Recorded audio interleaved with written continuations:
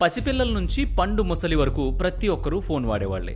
వాడడం ఏంటి, ఒక రోజులో 20 గంటలు ఫోన్లోనే మునిగిపోయే వాళ్ళు కూడా ఉన్నారు. ఫోన్ ఎక్కువగా వాడితే కళ్ళు పాడవుతాయి, రేడియేషన్ల వల్ల క్యాన్సర్లు వస్తుంది అని అందరికీ తెలుసు. హెచ్చరించినా కూడా ఎవ్వరూ పట్టించుకోవడం లేదు.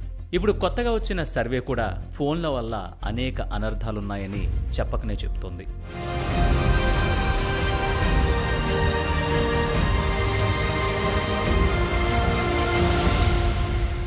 చైనాలోని గ్వాంగ్జౌలో సదరన్ మెడికల్ యూనివర్సిటీకి చెందిన ప్రొఫెసర్ జియాన్ హుయ్ క్విన్ 12 ఏళ్ల పాటు ఒక పరిశోధన చేశారు.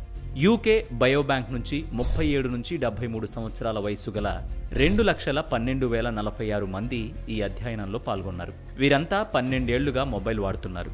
వీళ్ళందరూ కూడా ఒక సంవత్సరంలో వారానికి ఎన్ని గంటలు ఫోన్లో మాట్లాడుతున్నారు అనే సమాచారాన్ని సేకరించారు. ఇక ఈ 12 ఏళ్ల తర్వాత అధ్యయనంలో పాల్గొన్న వారిని పరిశీలించినప్పుడు వారంలో గంటలోపు మాట్లాడే వారికి అధిక రక్తపోటు వచ్చే ప్రమాదం 8% ఎక్కువగా ఉందని తేలింది.